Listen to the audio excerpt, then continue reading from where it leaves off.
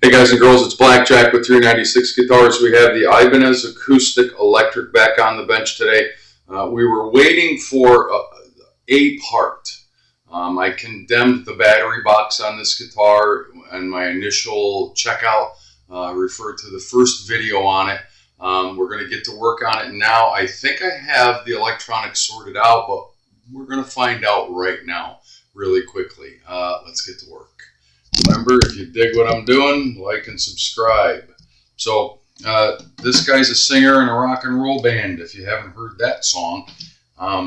He's got other guitars that he uses, but he said this one was working, and then all of a sudden it stopped playing, but the electronics, he couldn't get it to, it's got an onboard battery box and an onboard preamp.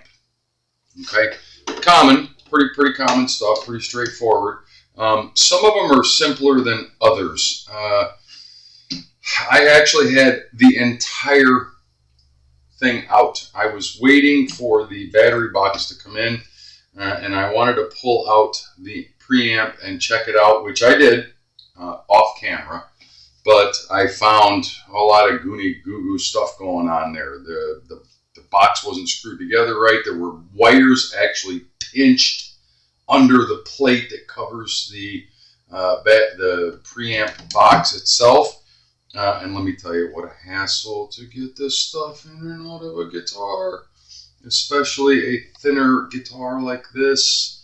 But I think we prevailed. You can see here, this is the pickup. It just sits down where the saddle goes. We had no sound when it arrived here. I did a quick diagnosis, condemned the battery box because we had signal and power to the preamp, but only to the tuner portion of it. We weren't getting any power to the amp. We now are getting a signal, but remember, I had all that out of there. I couldn't film it because it was such meticulous work. When you pull this little guy out, I'm going to show you and try to explain it. This is actually your pickup that sits below the saddle on an acoustic guitar. Thusly, this goes to the preamp, and then the preamp wires into the battery box. It's just a copper pickup type thing, but you have to tie a string to that. Once you pull it back through the body and get it out of there, there's no way to fish it back through there. So I had to tie a little tiny piece of sewing thread to it, and then fish the sewing thread through there, tie it on, and then pull it back through. That's how you do that. I mean, I'm sure some of you have seen it. I wish I could have done it on camera. I didn't, but because I've been spending so much time trying to diagnose what's going on. Once I had the preamp out and sorted out the pinched wires and things that just didn't look right, got it bolted back together correctly, installed it, all of a sudden we had sound. So we are hoping for a success in this video. We're going to clean it, get after the fretboard because we're going to restring it. We're going to get after the frets, we're going to oil the board, we're going to tighten up and make sure that all the tuning machines are working properly. Basically, you know, the usual stuff that we do. First thing we're going to do is screw back in the battery box. Let's get the screws out here and get after it. Don't need to pick anymore. We've fished everything through the body that we're going to fish through. Really not my favorite working on hollow body instruments. They're a pain in the butt. And I have a 335 Gibson coming in, which is a hollow body electric that he wants to change the pickups in. Oh, it's just a pickup swap. Yeah, well, you know, when you're only dealing with a little F-hole to pull all the pots out, the volumes, you know, it's set up just like a Les Paul, all the volumes, all the tones. That's going to be in a future video. Not easy because you don't even have the big hole that you can stick your hand in and fish stuff through, and big cuts in the side of the body. All you have is a little F-hole. It's about that wide to deal with all that wiring and soldering and changing stuff. So, I digress. Let's get this girl back in there. This is pretty straightforward. By the way, I found all kinds of stuff fishing, swimming around. It never ceases to amaze me what's inside an acoustic guitar. There was a note, no phone number, just some random thoughts on a piece of paper. I misplaced it. I should probably tuck it back in there, or at least give it back to the customer. But I spoke to this guy earlier. He is the lead singer in a group that one of my other customers, bass guitar customer, I actually have his P bass here in the shop that we're doing some customization on. That's who he works with, and they're a working group. So this guy is hopefully going to be happy with what the end result is here. I gotta get my glasses on. I can't see this black guitar, black mat, little tiny black screws. Why don't we do this, Luch? How about that? Get it up here where you can see it. Oh yeah, everything lines right up. So battery box, pretty straightforward. You have an XLR and a 1/4 inch. So you can take the XLR out to the PA, front of house. The 1/4 inch, obviously, you can go into an amp or whatever. Hopefully this will all be a success. These little screws. I like between this Phillips and a smaller Phillips that I have. Leave it to the offshore companies to find a size in between. How they do that, crafty little devils.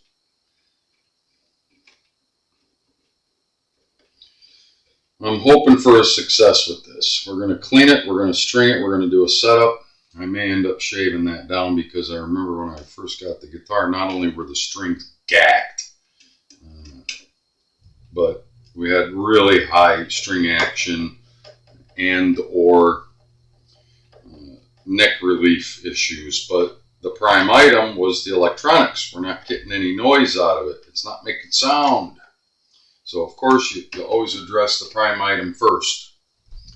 We'll get to the other stuff later. That's basic, straightforward stuff.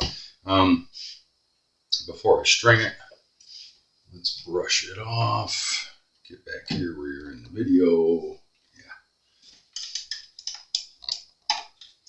Yeah, and by the way, there was about, I don't know, 1 million gigs worth of dust and goop on it. I don't know if you can see how dirty that guitar is, but it won't look like that when I'm done with it.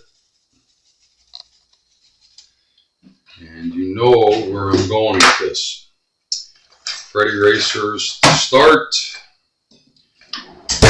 Once we get that done, we're going to oil the fretboard. You've seen that ad nauseum. I will start, as I always do, I will start the first step in the process. I'm really wanting to get to stringing this guitar up, but I don't want to string it and test the electronics only to have to unstring it and clean the guitar. So we're going to do this first. 180. These frets are gacked. Green, corroded. I'm going to do all 3 steps on it.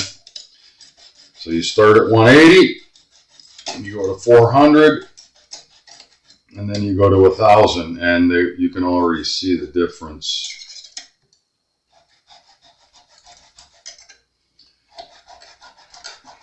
The 180 grit is the harshest. It's going to take most of the grunge off.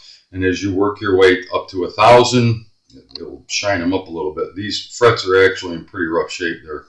They're pitted because it's never gotten this kind of care. It's an entry-level guitar. It's not a super expensive guitar, but it is with a working musician, and we want to make it work as well as it can possibly work. I'm sure you understand that. So I'm going to pause here while I go through this exercise. Remember, this is 3 steps. 180 all the way through, 400 all the way through, 1000 all the way through, and then we can clean it up and oil the board. I'm actually going to wash the board too. Now, this girl's getting the full Monty. And I'm kind of taking a leap of faith that I have the electronics sorted out before I do all this work. I don't know, I might kick myself in the pants for doing it this way, but like I said, I don't want to string it all up only to have to unstring it and try to restring it with all the used strings and then take it all apart and clean it. So stand by. Okay, we're back. Yeah, trade erasers. I highly recommend them. If you've never used them before, try them if you're doing this sort of thing. We're going to wash this board now. I want to scrub it because, well, damn, it needs it. And clean it and then oil it. Some of you have seen this process. Some of you freak out when I do this. Don't be afraid. It's okay.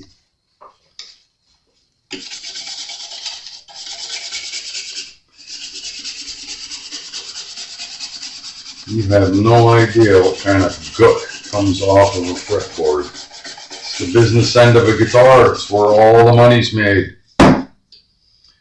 And yeah, some goop gets on there. And it embeds in there. It comes off of your fingers. It comes out of the air in the bar, the venue, the concert hall, wherever you're working. And it gets on this stuff. And yeah, need I say more? That's just a sample of what's in there. And I take the time to do this on almost every single guitar I do for a guy, unless it's a relatively new instrument, which this one clearly is not. It has seen some action and it needs a little love. And that's what we're doing.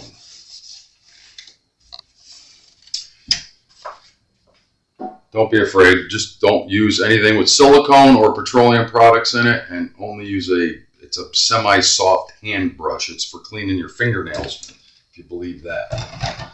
And wash it after every use. Every time you do this, wash it. Otherwise, the next time you use it, you're just putting the same crap from somebody else's guitar on the next one. Boiled linseed oil. Stuff that works magic, and I gotta order some more. I said that a couple of months ago, but no, she's still holding out. Apply it semi-liberally.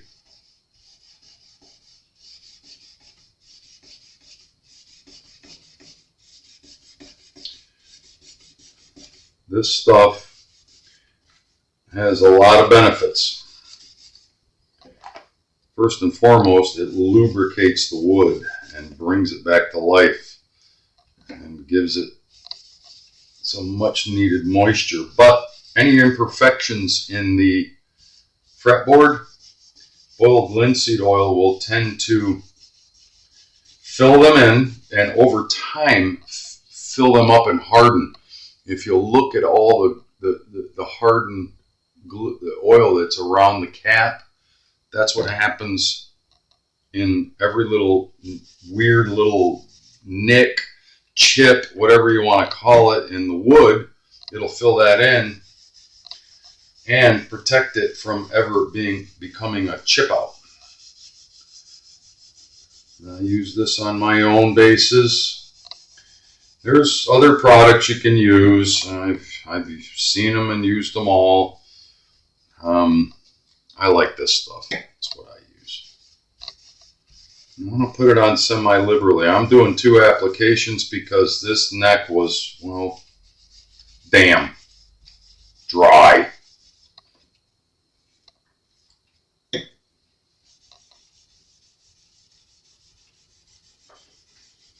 And then we're going to let it sit on there for, I don't know, 5 minutes or so. We're not going to wipe it off right away. And by the way, let's not forget about him. Let's get a little bit on the bridge. Make it pop again.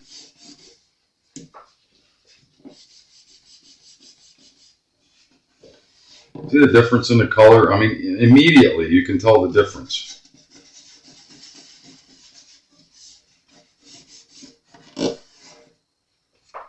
So I'm going to pause quickly, let this just settle, and then we're going to wipe it off. We're going to buff it off. So, yep, let me let it sit on there for a few minutes. Elapsed time was about 10 minutes. And then we take it off. And basically we're buffing it, and I just use regular paper towels for this because it's going to continue to take dirt and stuff. You can see the black and gray stuff, blue stuff that's coming off the frets from us working on the frets, just kind of grinding them down a little bit and getting the gook off of them.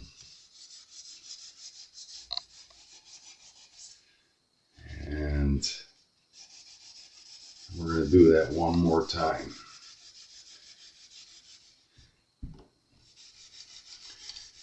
And you can see the difference in that neck. It's always a big reveal moment. I love it when we can make some wood breathe again and come back to life. You think it's not important, but it is. If you don't believe it, I'll believe it for you. I've been doing this a while. See?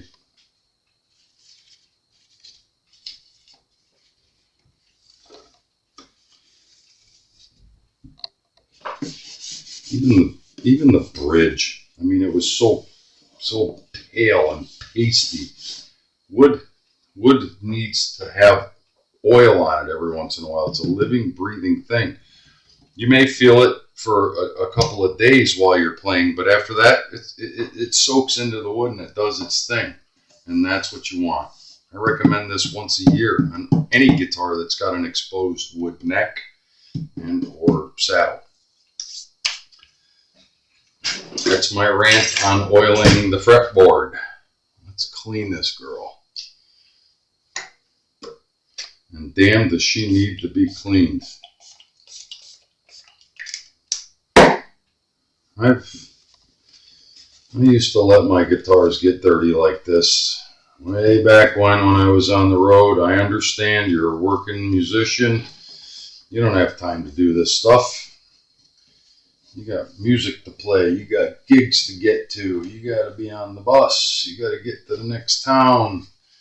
You got ladies to pay attention to. Well, let's not go down that road. You see, a little love goes a long way. It's got some love kisses on it. It's been used. No problem. Guitar is only new once, but we can make it look good and keep clean. Well, that's going to need some attention all by itself up there. Yeah, sometimes I pull the machines out and get after it, but that's not in the cards for this guy today. I want to get it up to playing quality, get it strung up, and really pay attention to our electronics repair. So if it seems like I'm doing a quickie job, I'm not. I'm doing more than most guitar techs would do for a customer. I don't know why you wouldn't clean a guitar if you have it on your bench and you're lucky enough to get somebody to give you their business and trust you with their instrument. Clean the goddamn thing. Sorry for my French. Probably get thrown in YouTube jail for that, although I've said much worse stuff.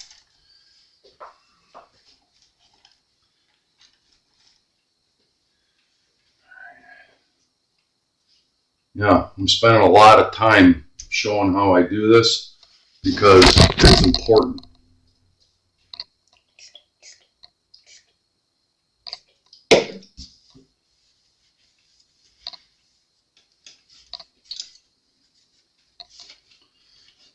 time. A little extra care.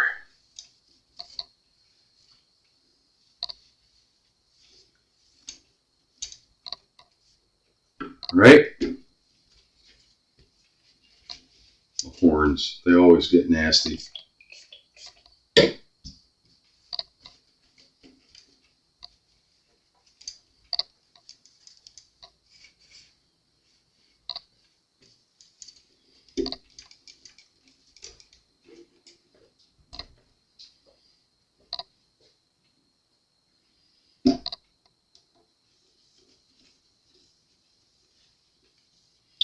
This guitar is going to feel completely different to the player, the artist, when he gets it back in his hands. And that is my hope. And it should play and respond and act like a good guitar. Black is beautiful, so I've been told. Boy, does it show dirt and oil and grime.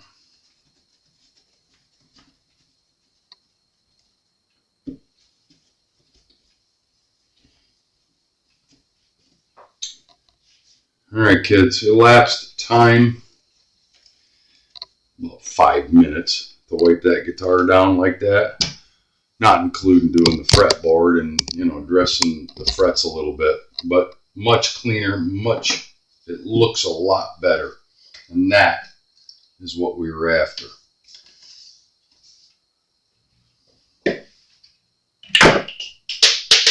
Oh, there goes my cat. Okay. Strings.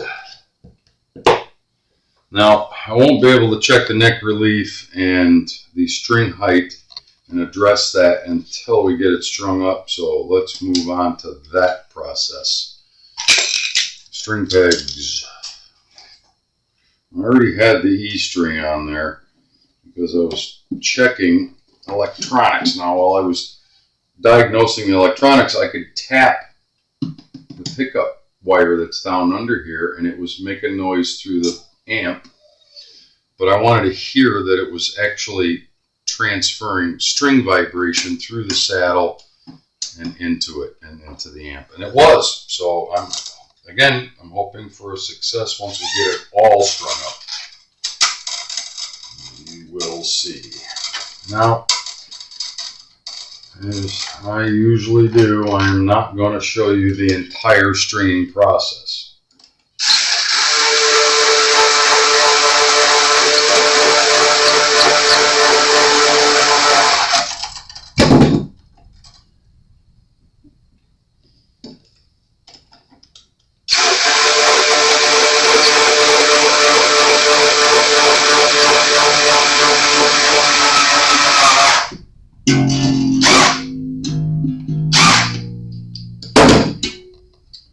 Did forget one thing though.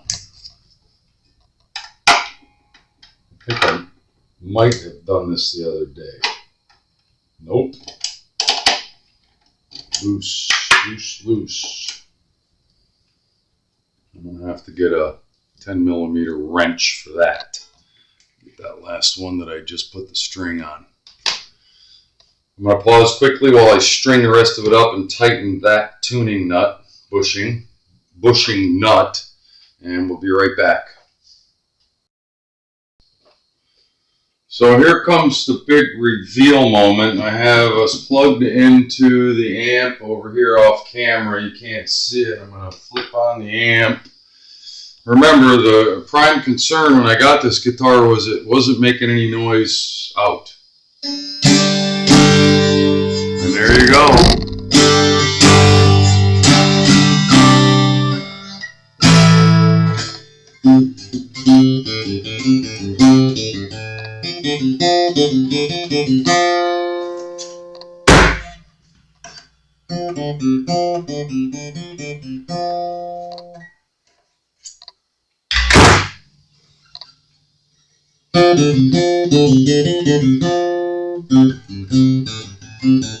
It's not a real powerful amp.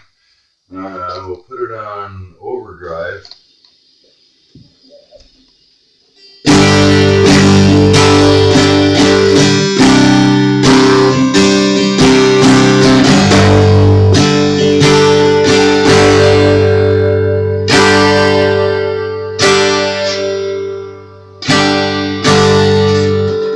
Beautiful.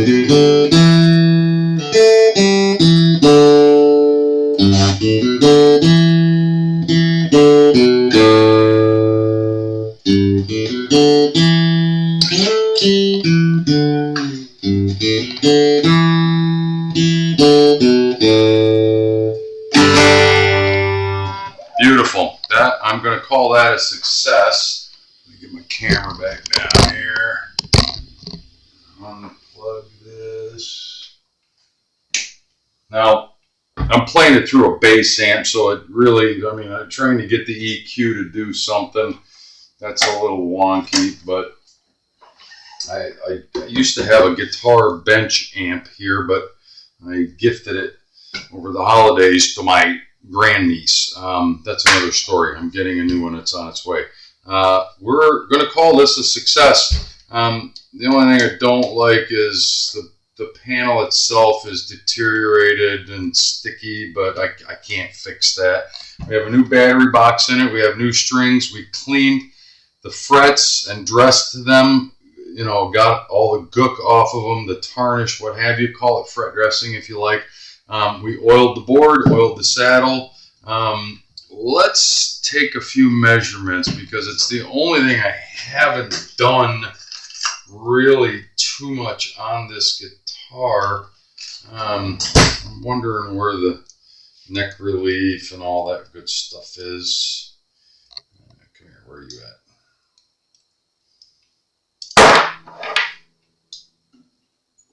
I mean, that stuff needs to be paid attention to, and I will probably off camera do a setup on it because we're getting a little long in the tooth. Neck relief, usually you want a little straight on a, yeah, it's way straight, but it does have a two-way truss rod in it, so I'm going to adjust the neck relief. This is what I'm really curious about. Boy, acoustics, it never ceases to blow my mind how tall the string action is. And yeah, this one's not that bad. Not that bad at all, but we can get it better. And I'm going to do a setup off camera, as I said. Very happy the way that this job turned out, and I know the customer is going to be jacked that, you know, his electronics are working again without having to put a whole lot of money into it. Kind of a entry-level guitar. It's probably, I would, after talking to him, I'm going to assume this is kind of a second guitar, you know, a standby. But, you know, we cleaned it up, we strung it up, we fixed the electronics. It needed one of these guys, which is a battery box. We did have the entire electronic component stream out of this guitar at one point. I had to repair some problems that were in the onboard preamp system. I think it was probably either somebody got in there and was trying to work on it before, or it was manufactured wrong and assembled incorrectly. We got that sorted out. We got that sorted out. We got new strings on, and it actually plays pretty good and it stays in tune, which I dig. I hope you guys dig what I'm doing. It's Blackjack with 396 Guitars. Like and subscribe. We'll talk soon.